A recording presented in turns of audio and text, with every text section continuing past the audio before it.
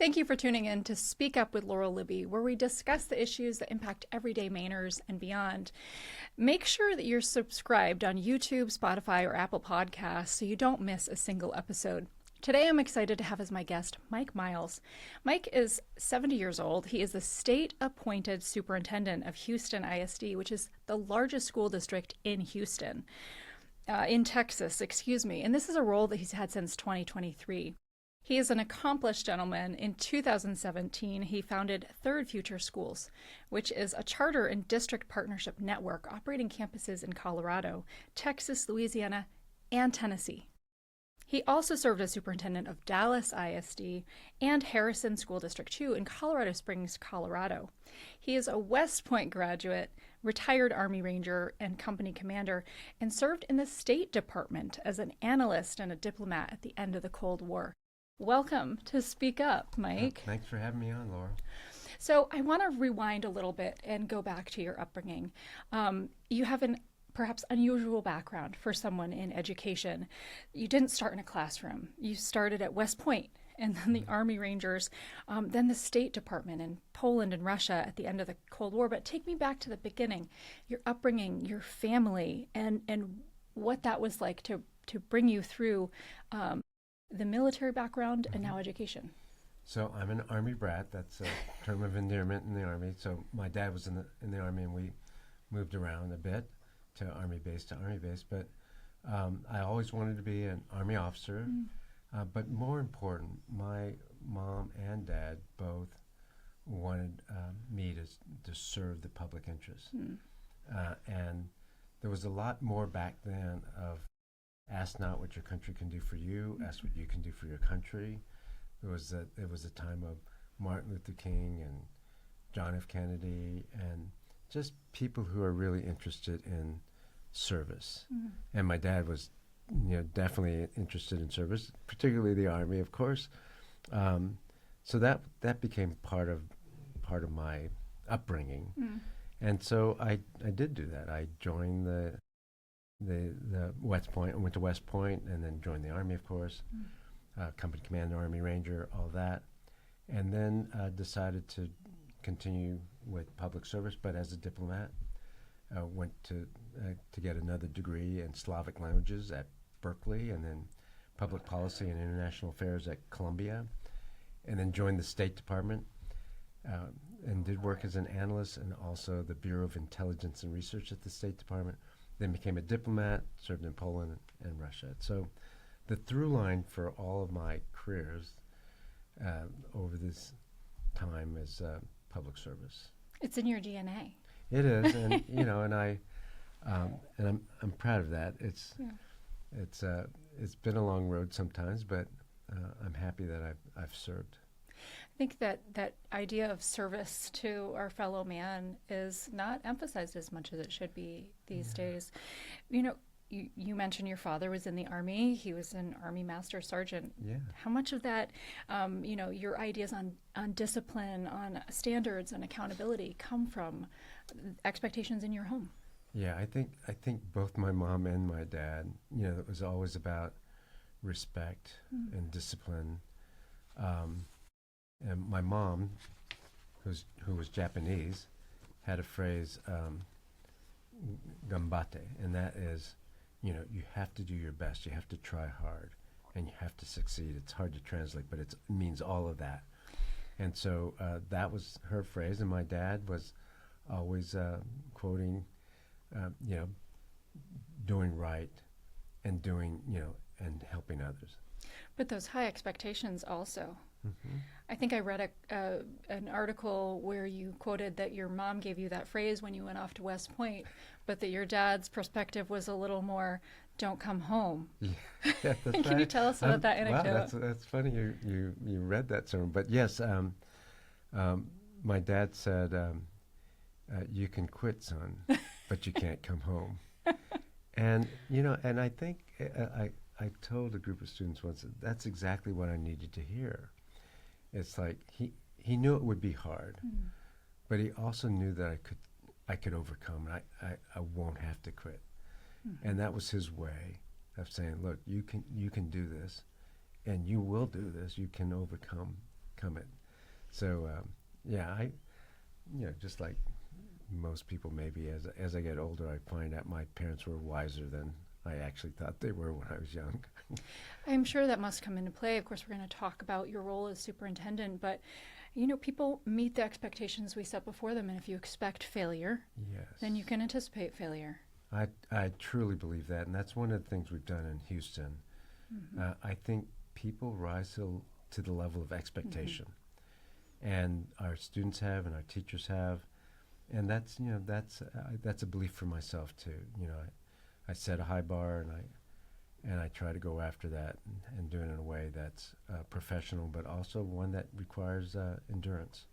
I want to talk a little bit about your Cold War chapter. You were a young officer and then a diplomat, and you're watching these, the Soviet Union come apart, these large institutions succeed or fail.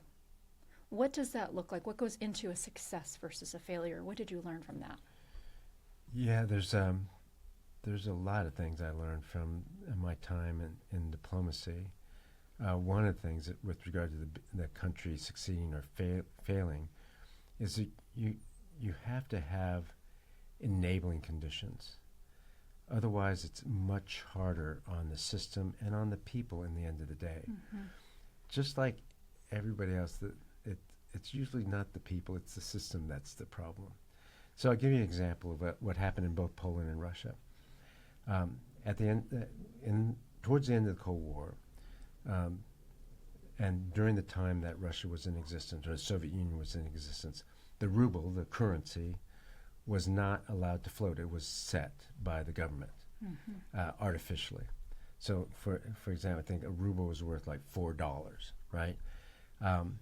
Once democracy came in Poland first, and their currency was allowed to float, it was devalued right away. So the ruble, for example, in Russia fell to, I think $2 per ruble. So think about all the people on pensions, all the people who are retired. They have a set income coming in. Let's say it's 50 rubles. Now, overnight, that now is $50 for their pension. Now it's $25. Yeah. And that is really hard for a society to absorb. And so in Poland, what you had in 1993 was the reform communists coming back in, because, and it was a stumble. It wasn't a failure, but it set back democracy for a while. As the reform communists came back into power, the prime minister fell on May 1st, 1993. And in Russia, very similarly, they had the October coup attempt in October 1993, where the communists wanted to take back the government. Yeltsin prevailed, so they didn't. But the point is, there's a lot of challenges, and you have to have the right conditions to try to help implementation. During that time, your time of service in the military and following as a diplomat, was there a particular moment where you said, this is it, I'm going to be moving into education, this is my lifelong mission, and that's what has been for you? You've been in education for many years now. What was that defining moment? Well, it wasn't about education so much, but it was about public service. So I don't want to get long here, and I don't want to get sentimental, but I was in a plane crash training exercise in the Ranger Battalion in 1981, and all the soldiers around me died. Wow. Not everybody on the plane, but those who were immediately around me. Wow. And I had a lot of injuries, but none that was life-threatening. Broken bones, broken muscles, or torn muscles, and all that. But as I was lying on the field, I took inventory of what all my injuries, and then I was thinking about the soldiers who had died, and I said, look, I get an extra life here, and I have to earn it, and I decided I'm going to work in public service the rest of my life. And Wow. so that was a real turning point. I mean, Mm-hmm. a commitment. Sure. And so when we left Moscow, we didn't actually, my wife and I didn't, we had kids when we were abroad, so Mm-hmm. it changes your life trajectory. And so I was having a lot of fun in this dangerous, chaotic time in Eastern Europe and Mm-hmm. Russia, and the family not so much. There were two little kids and my wife. We were in the October coup at the embassy as the Russians were shooting at each other Wow. at the Parliament building. That was nerve-wracking for her.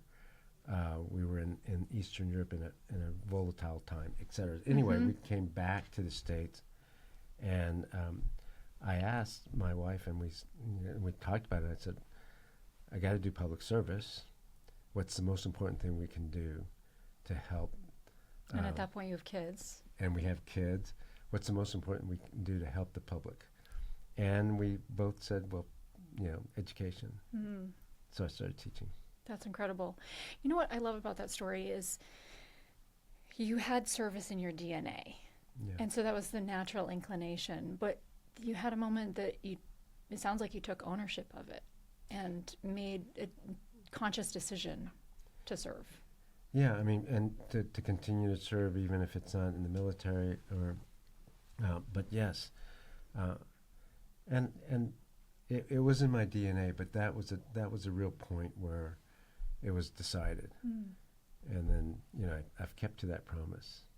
So you've been in education a long time now, but you've been for a few years in the Houston School District, and I think one thing I hear over and over again from you in reading some different articles and materials is this idea of that the adults have to change before we can expect change within the school system, the kids. Yeah. In Maine, kids have the lowest test scores we've had in decades, ever, frankly. Wow. And I think that's not an expectation that I hear. That the adults have to change before the kids do. Can you talk more about that idea and what accountability looks like in your schools? Yeah, the kids are never at fault. They're not at fault. It's us. We are often the problem. I couldn't agree with you more on that. But as you think about your answer on that, I have to give you one more quote. Yeah. Our main Speaker of the House was asked about our kids failing test scores and said, some kids are just poor test takers. Yeah. That, again, our society in whole, not just in Maine, but in many places, we often point the finger at all kinds of people. So we blame kids, we blame parents, we blame teachers, we blame board members, superintendents, legislators. There's enough blame to go around. But the only group that you can't blame are the kids. I mean, obviously, not all kids have the same sort of support structure and things like that. Still not their fault. What we're showing in Houston is that, look, we will take them as they are, meaning we'll take poor kids, well-resourced kids, it doesn't matter. If they enroll in our schools, it is our job to raise their reading proficiency, the math proficiency, and get them ready for year 2035 world and workplace. That is the job. And if we do our job well, they will rise to the level of expectation. We have to find the right supports, the right motivations, the right rigor, the right discipline, all of that. And we're not in control of everything. The kid is only with us, 7 or 8 hours a day, but it's 7 or 8 hours a day. Think about that. It's a significant portion of their life. Yes. So let's own that, knowing there are exceptions always, yes, but that's our job, and people have to sign up to do that and then own it. And administrators need to set the right conditions for success. But they have to demand performance, set high expectations, give a lot of support and the right supports, but then hold everybody accountable. And accountability is applied at the lowest level, but it rolls up. So if if the teacher is accountable for raising student achievement and the level of proficiency in reading, the principal is also accountable for the school's ability to raise student proficiency in reading. So is the executive directors who coach principals. So is the chief of schools who hire the executive There's directors. accountability to go around. And so is the superintendent. Yeah. And if we can't get the job done, if my team, my cabinet, and I can't get it done, then we need to go. And we can't blame, the kids are just not cut out. That's, that seems like scapegoating. Couldn't agree more. In June, just last month, Houston reported reading gains in every tested grade and grew, as we've heard about, its A and B rated schools from 93 to almost 200. You took over in 2023. Here we are in 2026. This is just 3 years. So pick a school if you can, or the schools as a whole, and talk about what it looked like before, what you implemented, and what it looks like now to achieve those types of results. Yes, so 3 years ago, there were 121 D and F campuses, but it was worse than that as a system. I mean, that's bad enough. Sure. But it was worse than that as a system. Financially, we were struggling. We had placed a lot of money into recurring expenses because we had ESSER dollars. The district did. So when I got to the district in 2023, that September, ESSER dollars stopped, and we had all these people in recurring in positions that were paid for by ESSER dollars. Yeah. The money stops, and we still have people. We have purchase services. We have contracts paid for by ESSER dollars that were. Meanwhile, the kids are failing. Meanwhile, Schools are failing. the kids are failing. We had very little focus on the quality of instruction. There was chronic absenteeism among the staff, the teaching staff, and I can go on. Needless to say, it was a broken system. And if we didn't fix it systemically, we would continue to be in this position of failing schools. And if we didn't change things systemically, we would play this game where, this set of schools would fail, and then next year this set plus another set, and it would just be ongoing. So we put in place a whole bunch of things, and 3 years later, we have the results we have. We've had high gains and academic achievement gains every year for 3 years in a row. That's incredible. I need to say, and I always say, look, we got a long way to go. So all means all. We have 264 schools now. We had 274 schools. We have 264 schools because we closed a few. And until all the schools have A and B ratings, we should not be. I mean, we can celebrate, okay, but Sure. we can't claim victory or mission accomplished or pop champagne. You can't pop champagne, but I mean, I hear all the time that we're not going to see the results of any change that we make in education in Maine for a long time. We're going to have to wait. It's going to be incremental, and we're going to have to gauge, 5 or 10 years down the road. This has been 3 years. Right. We've broken the myth that it takes, a long time. We're a large district. We have 170,000 students, 24,000 employees.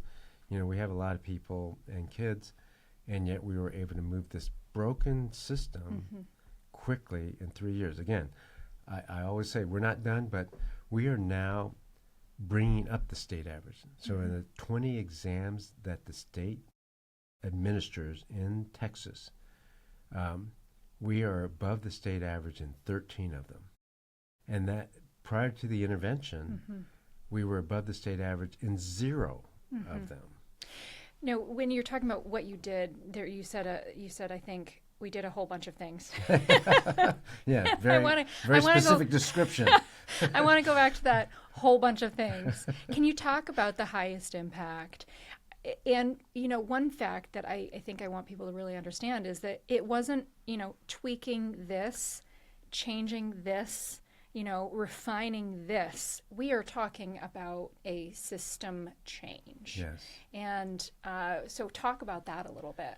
Yeah, 2 big pieces, but you're right. It's whole-scale systemic reform. That's what I call it. For 175,000 kids. 170,000 system. kids, and it's systemic, meaning a lot of comprehensive, far-reaching reforms done all at one time. And reforms like new evaluation system, reconstituting some schools, a new curriculum, a new way of teaching, which includes direct instruction and differentiated instruction for kids. Teaching at grade level, which means that you also have to have scaffolds and differentiated instruction. New evaluation system for teachers. New compensation plan for teachers. Pay for performance plan for principals to start, and then pay for performance for teachers the next year. How we provide feedback. On-the-job coaching. We did a curriculum redesign. We put instruction over curriculum to guide curriculum. We have different monitoring system. We have coaches of the coaches. All of these things were done at one time. But I mean, all at one time. But you must have had like a couple years lead up to, turn this around, right? They said way back when, we'll bring you on at some point. Or was it just a few months? Why don't you give us the timeline here? What did that look like? So there's a couple of things there. The state was enjoined. So when there was a takeover, I had originally been asked to apply, and I did apply, but the state was enjoined from following through. So for 3 years. So the state of Texas had said, this school district is failing. And we're going to take it over. This is not working. We've got to take it over. That was in 2020. 2020, okay. And then it took 3 years for the state Supreme Court of Texas to adjudicate that and rule in favor of the governor and the commissioner of education. And that was in February 2023. Meanwhile, students are in this system failing. Failing, yes. Schools are failing. And you're ready to come on board. Well, and I wasn't. If I wasn't you're going to come on board, right? That was put on hold, and so I get a call in February, and it's or end of January rather, and it's the commissioner, and he says, "Are you still interested?" And I said, "Well, the first time he called me, are you interested in doing this?" I said, "No."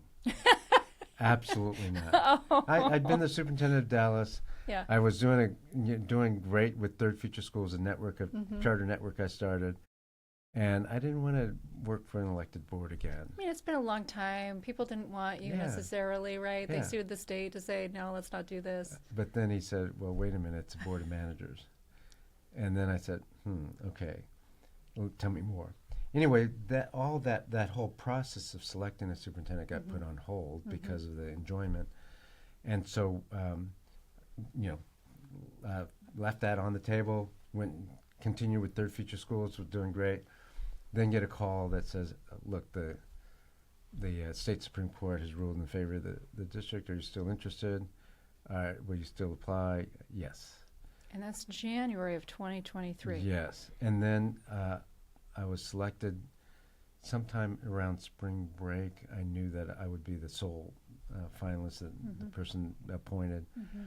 So I had a couple months to think about, okay, what would I do? But, this is my third superintendency, so I kind of knew what to do. But there was no time to really make sense and put in systems. I told the commissioner, I don't think I've revealed this to many people, but I told him, look, if we don't go in March and we go in June, it's going to be harder because the budget's already made. The budget has to be passed by state law at the board meeting in June, or by June 30th. Sure. So the board meeting in June, and all the teachers are going to be gone, and principals are going to go on break in about 10 days, et cetera, et cetera. And but he wasn't done forming the board of managers. So long story short, it came in June. So we had to do all of this over the summer. Everything I just talked about, over the summer. And one of my best friends is a teacher, and I know about this time of year we end up going to Hobby Lobby and a couple other places to pick out some back to school stuff. But her mindset is definitely not on, being in the Right. classroom and the changes that are coming for the coming year. It's on enjoying a couple months of really warm weather before you're back with all the Rugrats. Yeah. So that's incredible. You're in June, and then August. Everybody's August 12th. back to school. August 12th. Yeah. We're back in school. Now, to be, we took 85 schools and did complete overhaul, but before August 12th. Wow. So there was a lot of change. There was a lot of sense making to do, a lot of systems to improve. It was a crazy summer. You didn't sleep. Yeah, I mean, No one slept. Well, it's the team. Yeah, I had a good team, but all of us were working overtime. That's for sure. Absolutely. Talk a little bit about the expectations, though, that were immediately put into place for students and for teachers. That school year and moving forward. Yeah, so one of the things that I haven't said, we spent a lot of time that summer on what I call the condition setting measures, a little bit of which I learned in the State Department, some setting the conditions for implementation to be strong. And for education, those 6 condition setting measures are, what were the expectations going to be, and how would we ensure that everybody had the same page, the same expectation? Where's the bar instructionally? Where's the bar we have to stay at? And how do you maintain that? It can't just be words. What would accountability look like? Accountability for the superintendent, but also executive directors, principals, teachers. And it has to be real. Can't just say it. There has to be a consequence for continued failure to meet the objectives and the goals. What is the level of decision making? Who gets to make the decision around which curriculum to use? Whether to use a curriculum at all? Is it the teacher? Is it the principal? Is it the chief of schools? Is it the superintendent? We had to figure out autonomy. There were 274 autonomous schools, and they had autonomy without earning it. They had autonomy even if they'd been failing schools for several years. That's not a recipe for success. So we had to put in an earned autonomy system. We had to explain who has autonomy and over what and for how long. We had to put in a monitoring system. How would we monitor and ensure things would be implemented? So we hired right away 50 executive directors of instruction to be over the principals. Each executive director would have 6 to 7 schools to oversee. And then the last thing is something that nobody wants to talk about, but we did it, and that is, what do you do when there's persistent resistance to change? See, none of those things are about the curriculum to put in, what the instructional strategies are, what technology we're going to have in the classroom, what after school, what are the hours, what are the classroom schedules. First things first is the condition setting measures. And that's the mistake most superintendents make. They go right to, we're going to put in a new The curriculum. nuts and bolts We're gonna rather put- than yes. the system. backdrop, the system. Yeah, the thing that undergird all the nuts and bolts. And if you don't answer those systemic questions, your implementation will not stick or won't be implemented well at all. Families are locked in, right? We have the expectation that the kids have to attend school. Law compels kids to attend school.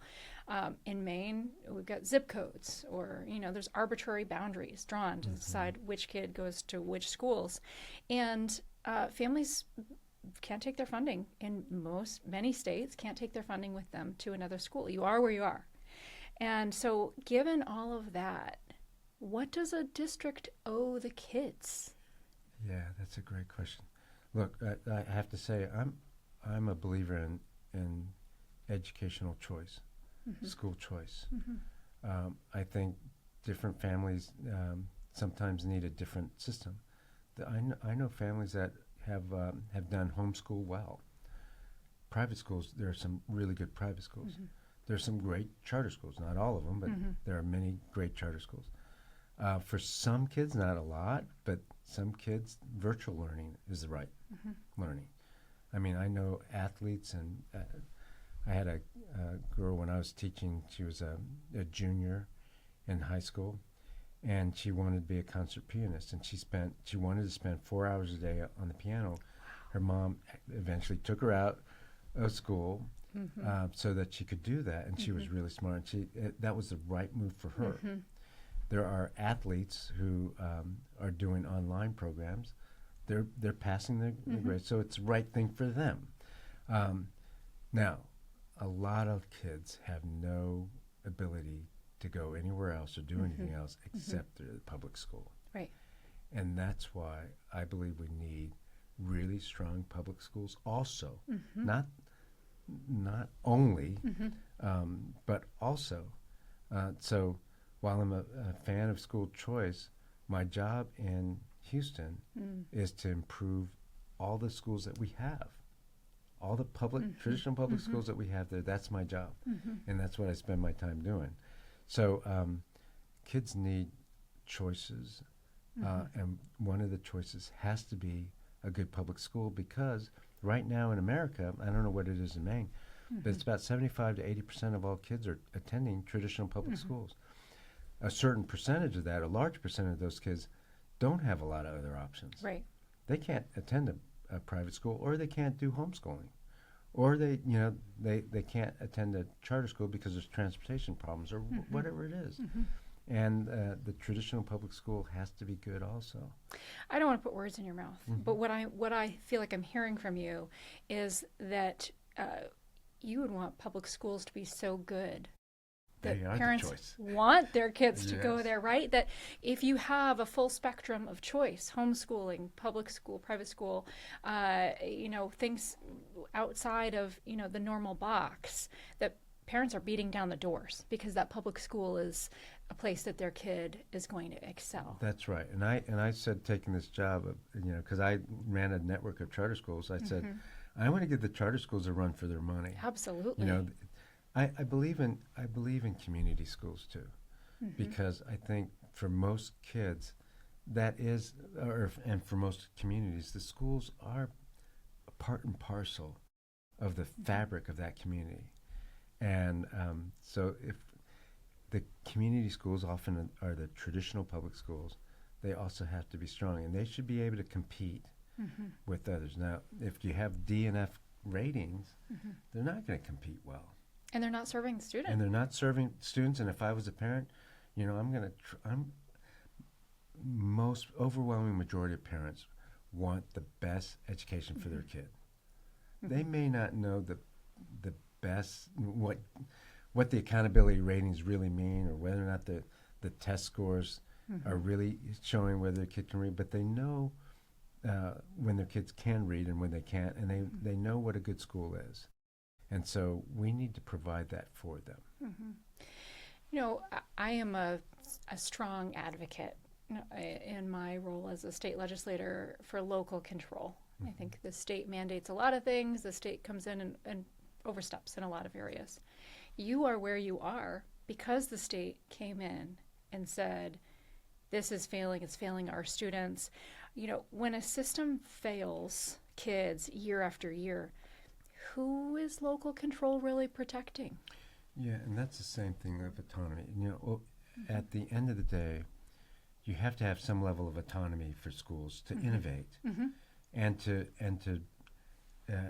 cater to the unique circumstances or the environment of that particular school or community.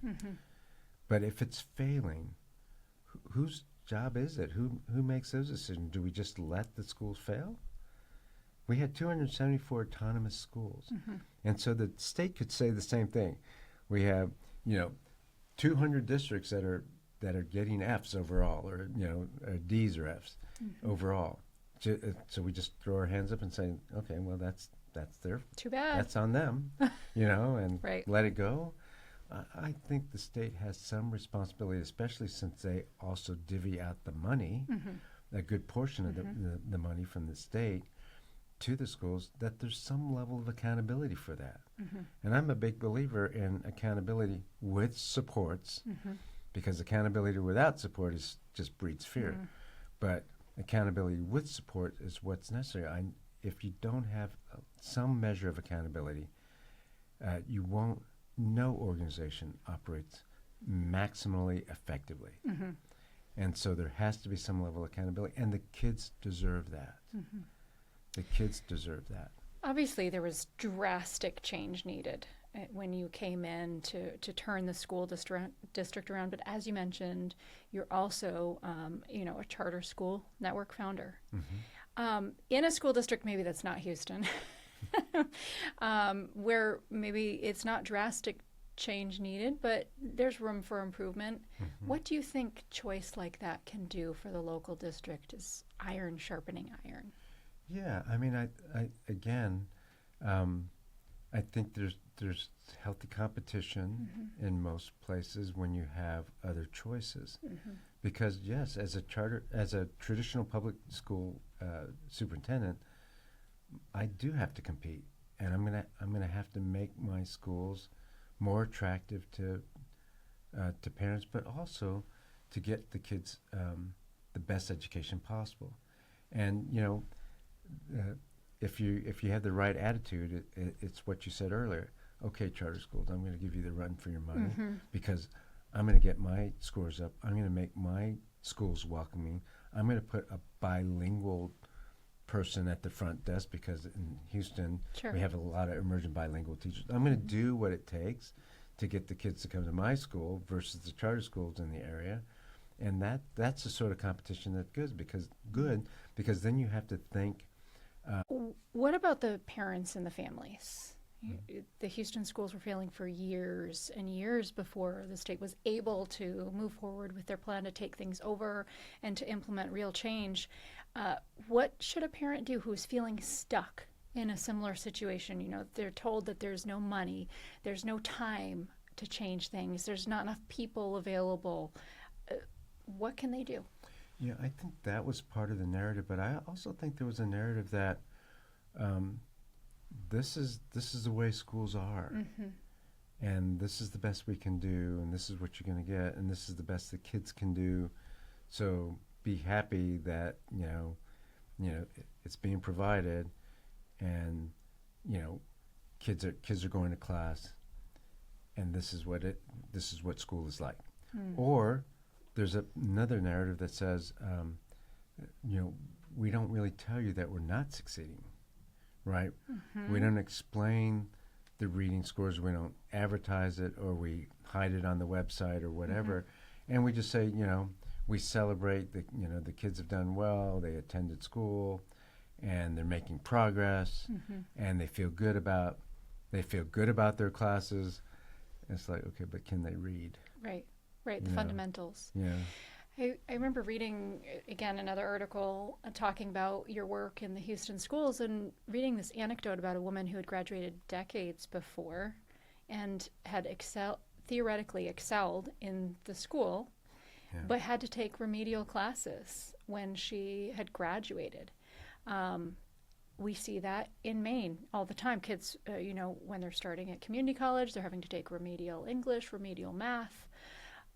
We've come to a place where that's an expectation as kids are entering college, that they will have to play catch up before they can even really start their college courses.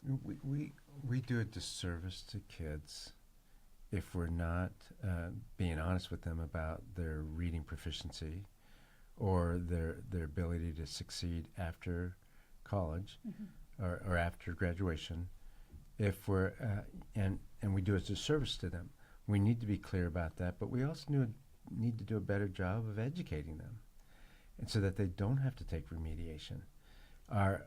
For example, we have an advocacy group called Good Reason Houston in Houston, and they do a great job. And they did a study of the class of 2017, and 6 years later, 2023. Did that group of students in Houston, if they still were around in the Houston area, what percentage of them had a livable wage? So I don't know, 14,000 students graduated in 2017 from Houston ISD. They also did the other neighboring districts. 6 years later, what percentage of those students had a livable wage? And the percentage is 17%. Wow. That's terrible, right? That's terrible. Criminal. And I'm not saying it's all down to the school system, but a lot of it is. Because if a kid can't read at grade level on graduation, what do you expect? If they can't do math at grade level, their opportunities are limited. And that's what that leads to. So they point to Algebra 1 as being a leading indicator. So the percentage of kids who pass Algebra 1, 6 years later, if they don't pass, are they getting a livable wage or whatever? And then also 8th grade English. So we look at our Algebra 1 scores in the last 3 years have improved 24 percentage points in 3 years. Algebra 1. That's incredible. And so I think that's the job we have to do for kids. So that 6 years from today, or 2026, let's look at 2032, those kids that have been in our system for 3 years, they graduate in 2026, let's see what they do in 2032. I think that is such incredible data, looking at that. Because the reality is no one policy, no one piece of life is in a silo. Right. Everything impacts. So as I look around our state, in Maine, I go, okay, we have politicians demanding that we raise the minimum wage so that workers can make a livable wage. But we also have students whose test scores are the lowest they've ever been in our state. And those two things are tied. Yes. You have data that shows that those two things are tied. So maybe instead of artificially, implementing change through government to artificially lift folks' wages, we should look at the root cause. Yeah. What are the root causes here of right. folks not having a livable wage? That's the first job of school systems, but also, of society, is to make sure that kids have a good education. At least, that's part of the promise of America. And we're not doing a great job with that as a profession. And I think we need to look in the mirror first and say, look, what are we not doing? And are we truly putting kids first? And are we making the tough decisions? It's easy to say, let's buy a textbook. Let's get science and reading materials. That's easy, saying we're going to raise expectations, we're going to monitor that, we're going to have accountability, and we're going to make sure you come to work. Talk about that a little bit. Yeah, that's one of the expectations that you put in place. Chronic absenteeism was rampant in the school district, and that's not good for kids. You don't have consistency. One of so many reasons that the school districts were failing. But, the naysayers would say, well, so many teachers left, you got rid of so many teachers, how can you make the system work with that? But talk about that basic expectation that you come to work. Yeah, some of your listeners would probably have their hackles raised at this, but it's necessary right now. The kids don't have any time, and we're, acting as if chronic absenteeism isn't a serious problem, and there's no need to have it. So, for example, in Houston, in the 22-23 school year, the year before my team came in, there were 1,900 chronically absent teachers. Okay, but explain exactly what that means. Yes. Out of 11,000 teachers, so it's still a large number. Yeah, we're talking almost a fifth. So chronically absent means that you don't qualify for FMLA or long-term disability. If you do, those absences don't count, right? That they're okay. They're military, legally, all of these regularly excused things. We have people are not go part on of that. who are part of the National Guard or something, so they're absent for that, and that's all fine. Legitimate. That's all legitimate. That's not what I'm talking about. If you don't qualify for those, then you have a certain number of what we call PTO days, personal time off days, and it's 10. Or if you're a veteran teacher and you've saved some up, it's up to 15 days that you can take off. Keep in mind, listeners, that teachers also in Houston have a week off at Thanksgiving. A full week. A full week. Wow. 2 Generous. weeks. 2 weeks off at Christmas. Okay. A week at spring break. 6 national holidays. 2 recess days. That means the days that they don't have to work. 10 personal time off days, and 40 days in the summer. And I'm honest and say, if you need more days than that, you cannot be a teacher. And I don't think you should be a teacher anywhere, but in Houston you can't be a teacher. You can't be a teacher in Houston. That's right. You can't be a teacher in Houston. And that's not crazy. It's about time that we said that we are a profession. And of all the professions, you have to be there. Yes. You have to show up for kids. And yes, class starts at the same time every day, so you can't be late. And yeah, that's what makes it a tough profession. But if it's too tough for you, then find a different profession. So you had these 1,900 or so. Yes. So with chronic absenteeism, you came in. How many that first year? So that first year, I think we still had several hundred chronically absent teachers, because we put in place a policy that says if you go over your days and you don't have eligibility for FMLA or any of the other categories, we will fire you. We think people didn't believe it. Okay. But you meant it. We meant it, and we started firing people. This year, there were 150 chronically absent people, and all of them were fired.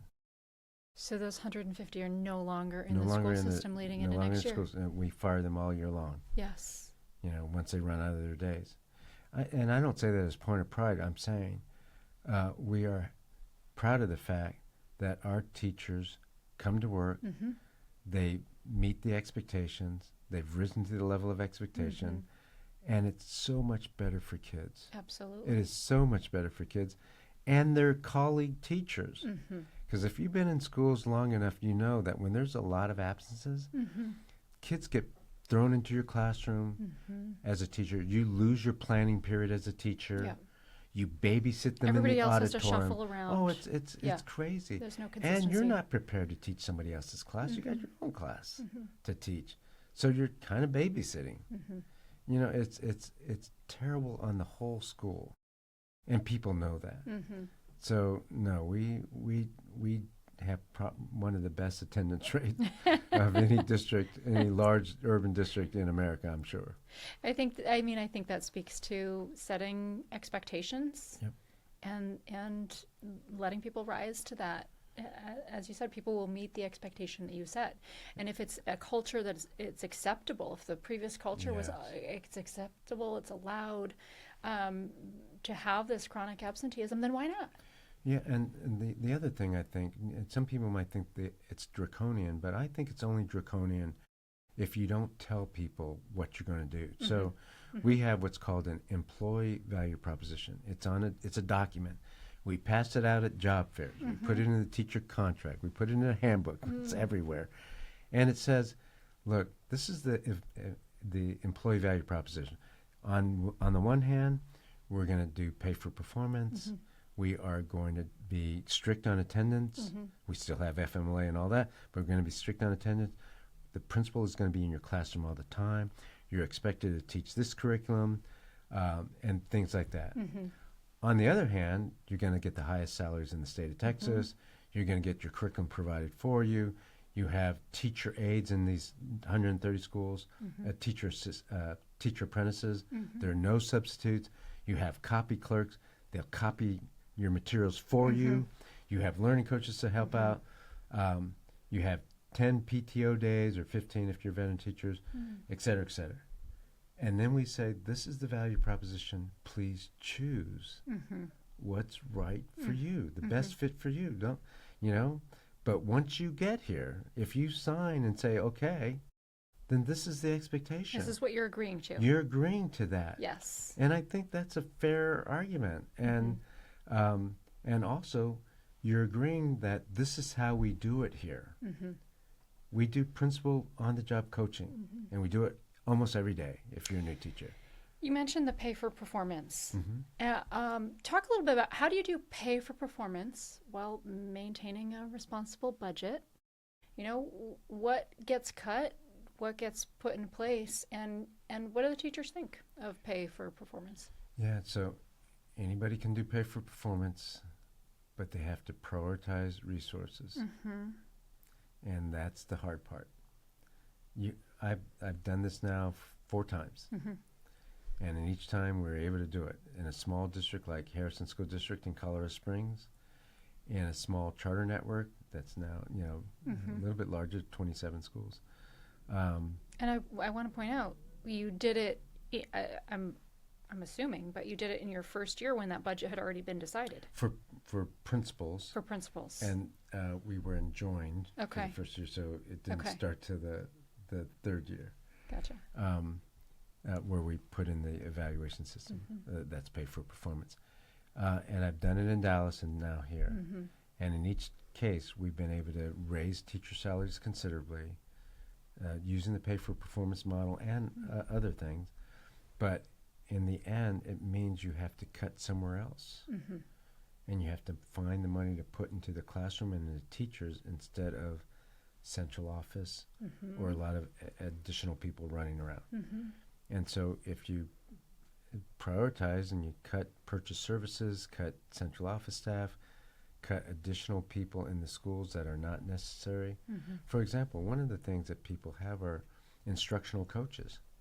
Well, if your principal and AP become the instructional coaches, which is the way they should be, and you hire instructional leaders and train them to be instructional leaders, you don't need instructional coaches. We don't have any instructional coaches in the 130 schools because the principal's doing You're it. using existing resources, Yes. not hiring extra. And so that's one place where you could save money, and so forth and so on. In central office, a lot of cuts and purchase services. So we don't ask other people to train our people. We don't ask people to come in and train teachers on any professional development that involves instruction. That's the principal's job, and that's the AP's job. So we save money there, and we put it into teacher salaries. I mean, and that is where it should be, right? The direct hands-on educating our kids, folks. I hear so many concerns from people about, teachers' pay being cut if there's school choice implemented, or, any kind of change always comes back to, but our teachers. You're saying your teachers are some of the highest paid teachers in Texas. They are the highest paid They are teachers. the highest paid the teachers average in Texas. salary in HSD is $83,000. Wow. In Rhode Island, that may not be a lot of money, or in Maine, or in New Jersey, Sure, on the East sure. Coast. But in Texas and the middle of the country, that's a good wage. And I think teachers should have a professional wage. We're getting there. We're not there yet. I think in today's dollars, teachers should be making between $90,000 and $100,000 on average. That's remarkable. We've had legislation come through, mandating a certain salary for teachers, never linked to performance. Yes, and that's sure. a big footnote for me, is that they should be making between $90,000 and $100,000 if they're effective. They have to be effective teachers, right? And we have a pay for performance. So right now, in our NES schools, the 130 schools, the proficient teacher is making $89,000. Wow. The exemplary teacher is making $101,000. Oh my gosh. Yes. Now, but that's not the average. The average teacher is making $83,000, and I think most Maine teachers would be going, okay, yeah, that's and okay. I Great. think over several years, though, we want the average teacher to make $90,000. That's what I want. Yeah, I don't think that's just a great salary for Texas. Yeah, well, yeah, and I think New York City would just poo-poo it, like, oh, yeah, Maybe New York City, but Maine, I think Maine teachers would be like, okay. that's pretty great. That's pretty good. Okay. We've talked a little bit about Maine's failing scores. We have a quarter of our fourth graders that can read at grade level. It's abysmal. You have turned around, obviously, big systems multiple times now. Where do you start with a state like Maine? And I'm particularly interested in that answer because you didn't just, as we've discussed, you didn't just tweak things. You made wholesale system-wide change. So where do you start in a state like Maine? I think I don't know enough about Maine, but here's what I think. If if it's typical. I would start with failing districts. I would start with 2 or 3 of them. And in those failing districts, and I would start with the commissioner of ed or whatever, the state chief or whatever it's called, and the legislature say, look, it's unacceptable to have this in our lowest performing districts, and we need to do something bold. And now, keep in mind, that would never happen. we are in a dream world here, right? Our current commissioner of education has gone on the record saying that before we can work on improving kids' scores, we need to make sure that we're ensuring their social emotional learning, because they can't learn if they're off kilter emotionally. One of the things we've proven in Houston is that we don't have to treat our kids as if they're broken and they can't learn. I've heard the argument for the last 20 years in the profession. These are poor kids. They come with a lot of needs. They're traumatized at home, you know, and all this stuff. And no question, there are more needs, and there's some social emotional needs. I'm not arguing that. I'm saying treating all kids just because they're poor, they are emotionally traumatized and they can't learn. That is not right, and it's really demeaning, and it's setting such low expectation. It's what George Bush once said, or President Bush said, the soft bigotry of low expectations. That's what that is. And so we care for them. We provide social services. We have what we call sunrise centers. We have counselors. But we also raise expectations like, yes, we get it. But right here, right now, don't add a problem to a problem. We're going to help you read. We're going to do that with care. We're going to feed you. In the 130 schools, the doors open at 6:30. Wow. Yeah. Wow. So that parents can drop them off. Kids can get there. They can eat. There's breakfast. Next year, and the doors close 1 hour after school ends. The instruction ends. Next year, and we're piloting, doors will open at 6:30 in 9 schools, but they won't close till 6. Wow. And dinner will be served. So we're taking care of kids, but in the meantime, we're also saying, this is the expectation. It's grade level instruction, and we are holding the teachers and you, child, while you're in class, you have to be engaged. And if you instruct well, they will rise to the level of expectation. I love that you're debunking every argument that I ever hear in Maine for being able to change the educational system. So back to what you would say. So in that case, this is what I do. I'd find 2 superintendents who are willing to really upset the apple cart, two boards of education that are willing to try a little bit. And then I would do what's called split screen strategy. We did a little bit of that in Houston, which is, let's say you have 80 schools, or 50 schools, sure, right, in a district. Okay. We would take 5 to 8 of them in 50 schools out of the 50 schools, so somewhere between 5% and 10% of the schools. We would take, and we would just wholesale systemic reform them, like we did in Houston. You're doing A/B testing. We did everything. We just changed everything. The rest of the schools, it's not a control group. We're also going to make some reform elements on instruction. Sure. But these would be whole scale.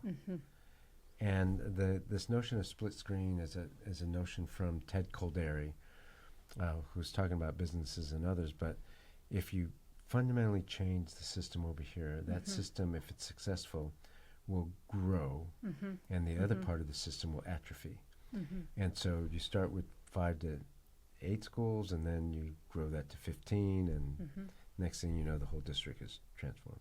I mean, that's amazing, because you talk about expectations for not just students but teachers, and I imagine that in this scenario where you've got the wholesale change, if any of the teachers don't like it, they don't want to be part of that wholesale change. Well, there's another part right over here where you can go there, and at the same time, there might be folks who want to try something different. They want to see if it'll work for the kids, and they're on board with that wholesale change. We paid them $10,000 more than okay, that's right off the bat. Good incentive too. Yes, I'm a big believer in moving your highest performing teachers to your lowest performing schools.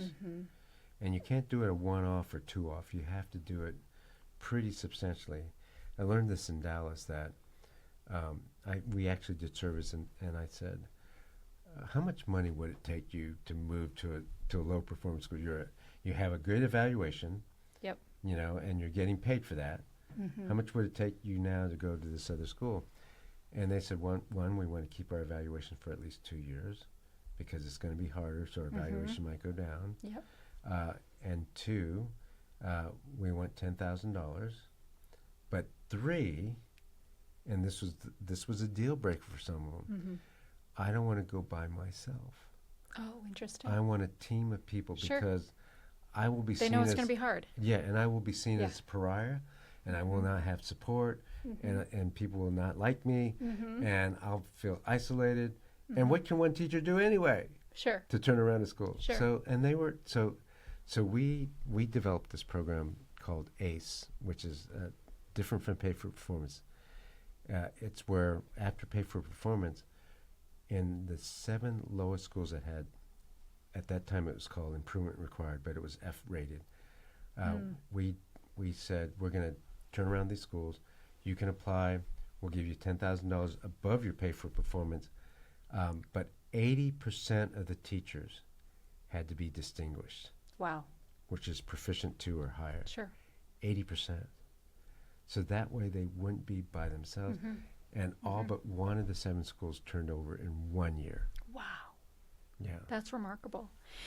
You know, I hear a lot of objections regarding making change. And, you know, one of them, did you hear from parents at those high achieving schools going, no, don't take our teachers? That if we start making change, resources are going to be taken away or shifted in a way that negatively affects some schools. What do you say to that? You know, to me, that's saying, okay, well, we're okay with these schools failing, these kids failing, to allow for these to excel. Yeah, and look, I am sympathetic to parents who want to hold on to what they have if the school is doing well. That's not a crazy argument. That's not bad behavior. That makes sense, especially if their school is doing well and their kid is doing well. You know, parents' first obligation is to their own kid. Of course. You know, and I don't think anybody wants other kids to fail, but they want it's not that they want It's a other lower kids concern. It's a lower concern for natural. them, and if they've been failing all along, it's not really their problem, and it's the district's problem. My problem is my kid, my principal, my Sure. school, my teachers, and that makes sense. But at some level, you have to look across the entire system and say, look, we're not going to take away resources to the point where you can't still have a great education, but we are going to reallocate resources, because these students over here need it, and the system has to improve the entire system, not just have a tale of two cities. It's not just these schools are doing well over here, so we are a great district. By the way, you should look at whether there's an achievement gap, but okay, fine. Sure. And then ignore the rest. We don't have an obligation, and I'm sorry, it does take more resources sometimes when kids are so far behind in proficiency for what we didn't do for our own fault, school system, not the kids' fault. They've had poor instruction for 3 years in a row, and you want to blame them? Yes, they're behind 2 years, 3 years. What are you going to do about it? We're just going to do what we've always done. We're just going to give them the same amount of money we gave over here. Yeah, but that is so often what happens, right? Yeah. In Maine, we have the lowest test scores we've ever had, and we're investing more financially in our schools than we ever have. Wow, I wish I So had that money. the Maine taxpayer is on the hook for more school funding than they ever have been before. You see that reflected in our property taxes. You see that in our cost of living, and so we're on that hamster wheel. And a lot of districts in the country are like that, right? They throw money and people at a problem. They are not making the hard decisions. There's no accountability. There's no focus on outcomes. to a certain extent, more money and funding should come with accountability. Mm-hmm. And when you don't have it, like in the COVID relief dollars, Yes. look what happens. It's just wasted. Right. In many cases, not everywhere.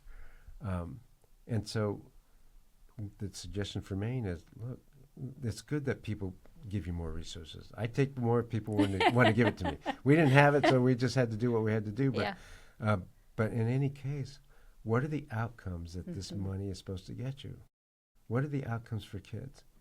And if they're reasonable outcomes, like getting them to read at higher levels, Sure. which is your job, by the Right. way, teacher, principal, superintendent, a board member, that's your job.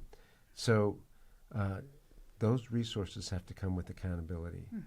And so I would say, look, start holding people accountable. We're seeing change coming from Houston. We're seeing change. We've heard about the Mississippi Miracle, Louisiana. Change and kids excelling coming from places maybe we did not expect. If anybody had said 10 years ago we'd see Mississippi, top in the charts for student scores improvement, I don't think anybody would have believed it.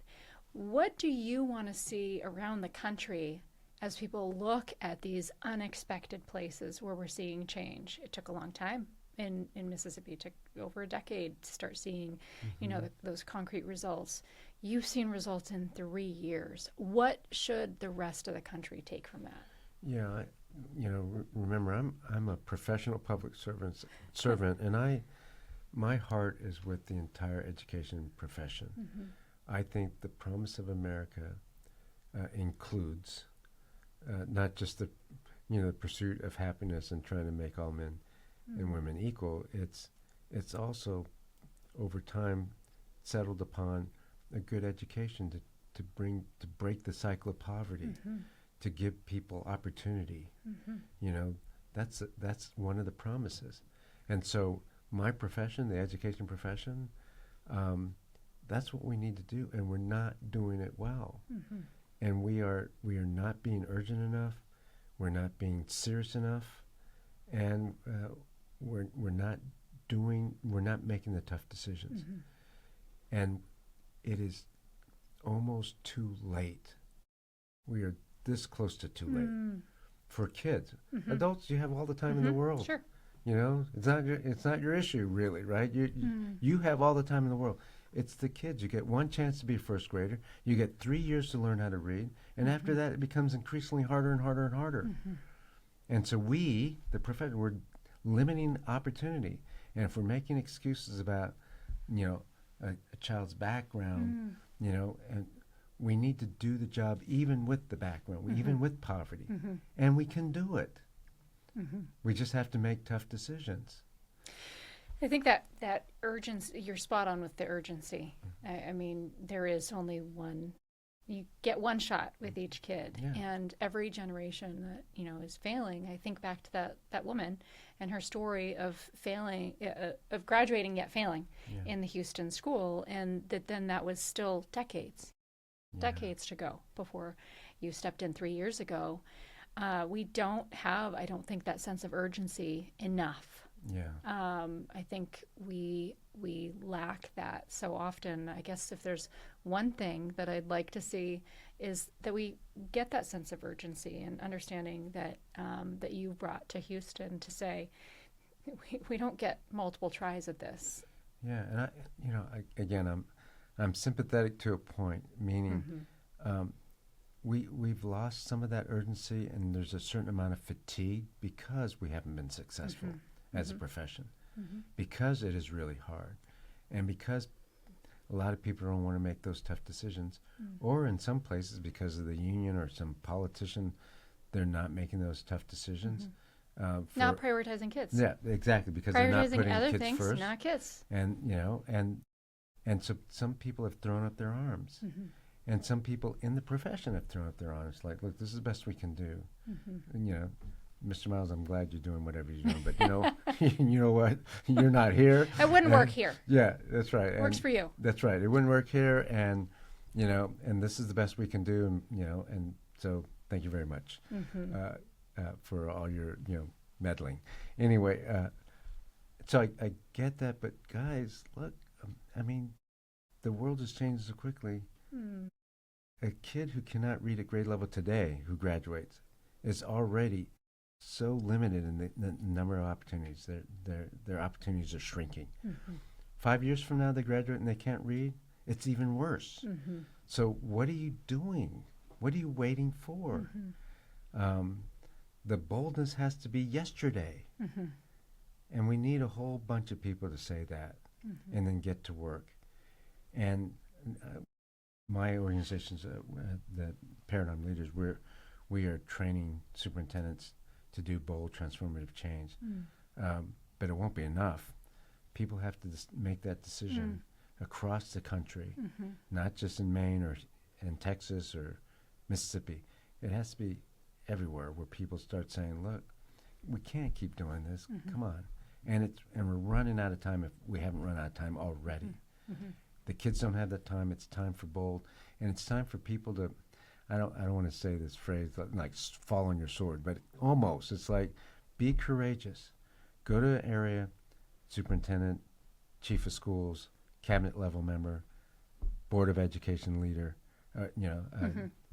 elected board member. Mm-hmm. Be courageous. Do the things that need to be done. And if you can't do it, then risks being fired, if that's what it takes. Mm-hmm. But do what's right for kids Mm-hmm. above all else, and everything else will be fine. Yeah, I think I do have some hope in this realm for Maine and other states, and it's in part because of COVID. I think things looked a little different in Texas from Maine, but in Maine things were pretty. Life got shut down. Oh, wow. And schools were shut down for so long that parents got a very significant look at education, at their kids' learning. We saw very, very much, how much education is not one size fits all, and that the remote learning that kids were doing for so long, just it didn't work. But I'm really thankful that in a state like ours, parents did get that view, because I think it has created some champions who, when pointed in the right direction, can say, can demand change. And so I'm thankful for that. Also thankful for your example in Houston, the examples in Mississippi and Louisiana. What is next? You talked about, training the next leaders. Is there anything else you're doing, or anything else you want to share that we haven't talked about today that you think makes an impact? Yeah, as you noted, I'll be 70 in a month and a half, and so I'm getting towards the end of my career. Sure. But I'm sure not your service. Right, and I'm still going to work on that. So I'm still focused on Houston. We still have a lot of work to do. So this year is going to be an important year, and we're going to keep doing the work. But more and more, I'm starting to turn a little of my attention to educating the next generation of superintendents and chief of schools and cabinet level members, senior leaders in education, because I want the profession to succeed. I want more kids to have opportunity, like me. I mean, I grew up poor, and I'm one of 8 kids, and one of 7 here. Oh, wow. and I had a speech impediment. I couldn't speak well. And so I didn't have anything really except for schools. And I am so glad I had teachers that cared and that were effective in teaching me how to speak and also read and do all the things that I'm asking kids to do now. And if it hadn't been for that, I don't know where I would be. So that is the promise that we should give all kids. And so, yeah, I'm going to turn my attention to that. So I think that's my next chapter after Houston is to train and coach other leaders. Where can folks learn more about that effort? Well, one of the things is you can go to Paradigm Leaders. That's the website. Paradigm Leaders Fellowship. And if somebody doesn't have the ability to take advantage of that fellowship, I hear you are also an author. Can you tell us about that? Yeah, I'm glad you're asking because I don't want to promote it myself. I wrote a book called by design. It's been out for a couple weeks. It's how to transform school systems. So by design, you can get it on Amazon. Fantastic. But it talks a lot about the system, not about the operational programs. Sure. So the system, the culture. The system, the culture, the things that undergird all the things we've been talking about. Fantastic. Well, thank you so much for coming on Speak Up with Laurel Libby. Education is such a critical area. It impacts every single one of us at some point or another, and most of us multiple points if you become parent or grandparent.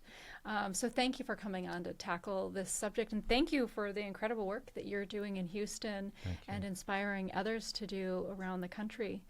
If you haven't subscribed to Speak Up with Laurel Libby, please do so on YouTube, Apple Podcasts, or Spotify, wherever you consume your podcasts. And we'll see you next time for another episode of Speak Up.